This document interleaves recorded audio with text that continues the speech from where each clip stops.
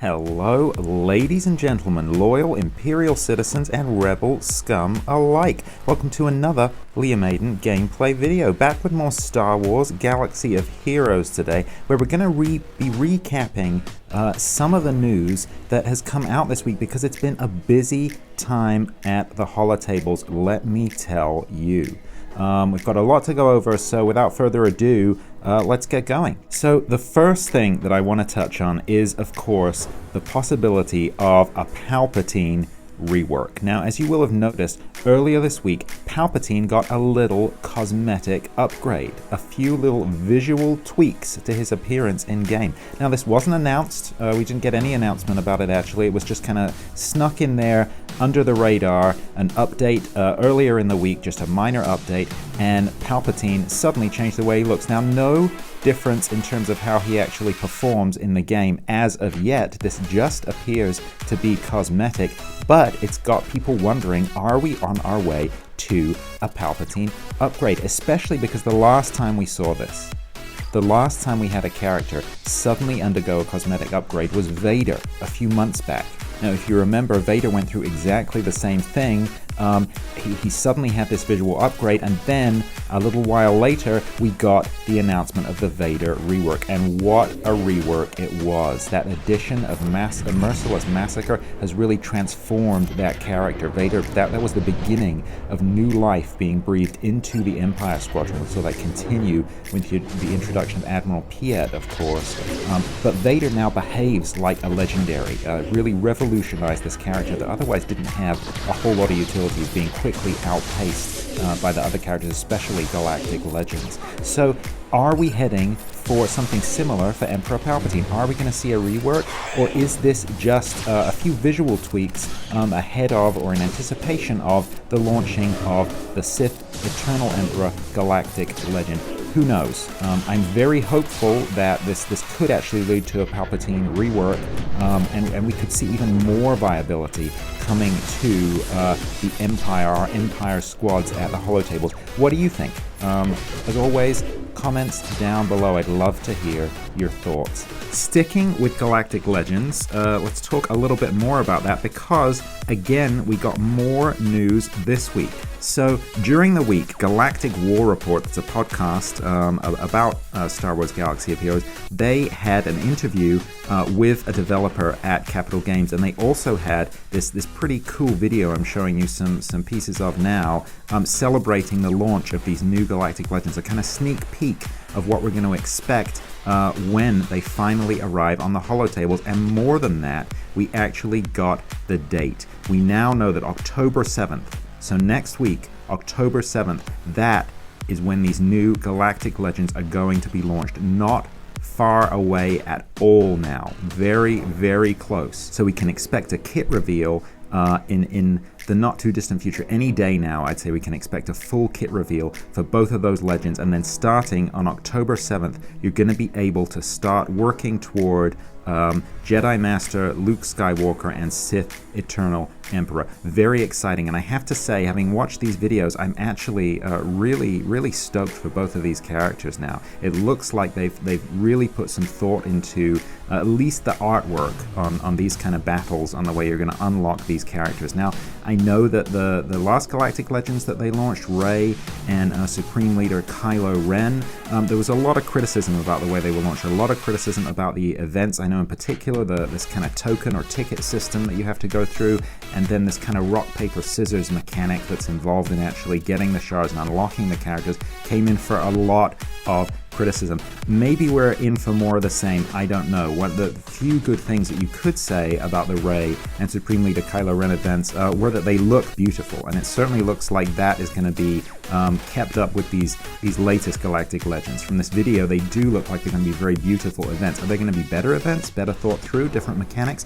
Who knows? We'll have to wait and see, but we don't have to wait very long. October 7th is where we're shooting for. Now, as I mentioned before, I am nowhere near unlocking either of these characters. Still going to be a long way off for me before I can add either of these to my roster, but I'm still really excited to see them launched. I'm still really excited to see how they impact this game and how they impact the community. I'm also really keen to hear your thoughts. Are you looking forward to the launch of these Galactic Legends? As always, thoughts, comments, criticisms, welcome down below. And now, saving maybe the biggest till last, if you can believe that, bigger than a potential Palpatine rework, bigger than the new Galactic Legends being launched, is the news that just dropped the other day that Capital Games are now launching the next tier mods. These 6 mods, 6E through A mods, a new round of mods for the game. Now, this is really interesting timing because just earlier this week, of course, over in Marvel Strike Force, we got ISO 8 added to the game. Now, I know that not everyone plays both games, but I really think that the comparison is really apt right now, and in fact, I don't think there's any avoiding it, because what Marvel Strike Force have managed to do is they've managed to implement a kind of mod/relic type system in the game that is not only simple, because it really is simple, that not only has zero reliance upon RNG, you literally kind of grind for what you're looking for and then you get it, but it also grants new abilities to characters. It's kind of heads and shoulders above the mod system in Galaxy of Heroes. Of course, Galaxy of Heroes mods don't give you any new abilities. They're literally just enhancing stats that your characters already have, and they're super RNG dependent. You get these mods, you have no idea if upgrading them and slicing them is actually going to make any difference to the secondary stats. You can have a great mod and you can slice it and get zero addition to those important stats like speed, for example. And then over in Marvel Strike Force, they've introduced this ISO 8. It's really straightforward. It's not RNG dependent, so you can rely on it more. Plus, it really does change the game dynamic, giving characters these brand new abilities. Okay, so as I said, I think that comparison, even if you don't play both games, I think that comparison is one that you're going to be hearing a lot about lately because there's so much overlap between the games in terms of playing, also in terms of playing style. I think it's really kind of important to compare the two. I think there's actually a lot Capital Games could learn from what Scopely have done with Marvel Strike Force. But back to these mods. So what do we know about these mods? Well, we know that they're going to be introduced really soon, just in the next few days, and we know that in order to get them, you're going to need to slice up to get this new level of mods, these 6 mods, E through A, level 6 mods.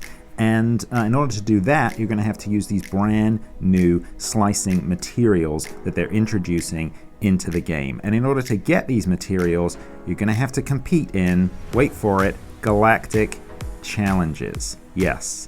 The newest mode that they introduced in the game, the largely unpopular new mode that they introduced in the game, is the only way you're going to be able to get these materials. It's the only way you're going to be able to unlock this next level of mods for your characters.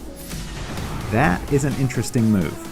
People are already not particularly happy with Galactic Challenges, and now they're going to make us play them. It's pretty much going to be required. I mean, if you want to stay competitive, if you want to have characters up there that can really compete in Grand Arena, in territory battles and things like that, you're going to need to get these higher tier mods. So I think this is kind of Capital Games sort of funneling us in to really compete in this new game of Galactic Challenges. I have to say, since I launched my review video for it when it first came out, I played it a couple of times.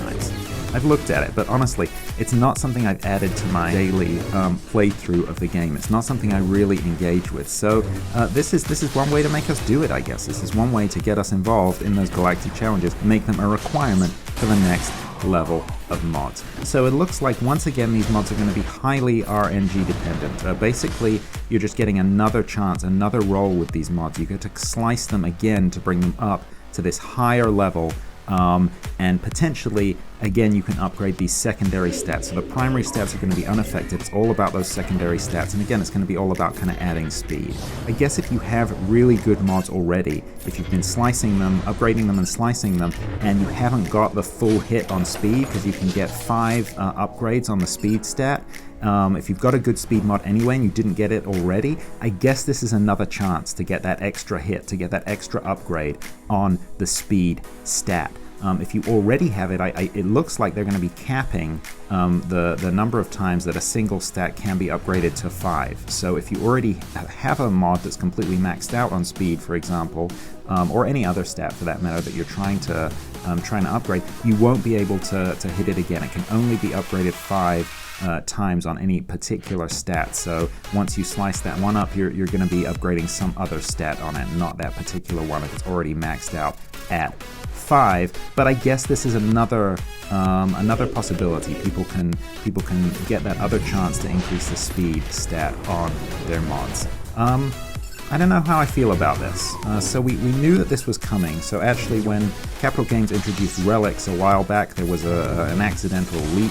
There were references to these six level mods. So we knew that it was coming. That was about a year ago. So it's been a little while, and now they've introduced them into the game. I have really mixed feelings about it. I have mixed feelings about kind of being forced to engage in galactic challenges, and I have kind of mixed feelings anyway about investing more in this RNG heavy upgrade system, especially when I'm also playing Marvel Strike Force and I'm seeing how easily, how comprehensively characters can be upgraded, new abilities can be added to the game over there, compared to this Byzantine system, RNG dependent system that we've got in Galaxy of Heroes with these mods. It's really not an enjoyable system to work with. It's one of the more complex parts of the game. But what do you guys think? Are you excited about this upgrade? Are you excited to see more mods? Does this just seem like more grind to you? Do you think that you're going to immediately start investing in them? Because there will be people. I mean, as soon as these are launched, I can guarantee there are going to be people out there pouring money into this. They're going to have top level mods, and presumably this is once again going to up the meta in the game. So that's definitely going to happen. Are you going to take part in it? Are you just kind of ignore it? Are you just going to kind of see how it goes, do it when you do it? What do you think about them kind of funneling us into galactic challenges in this way? As always, I would be keen to hear any thoughts, comments, criticisms, and suggestions down below. That's all for Leah Maiden Gameplay today. Thanks so much for taking part in this little update recap with me. If you did enjoy this video, please consider giving it a like, a thumbs up down below. I really would appreciate that. All of it helps with the YouTube algorithm. And why not subscribe to the channel? I drop new gameplay videos for Star Wars Galaxy of Heroes and Marvel Strike Force every week. I'll see you in the next video. Until then, look after each other, and remember, the Force will be with you, always.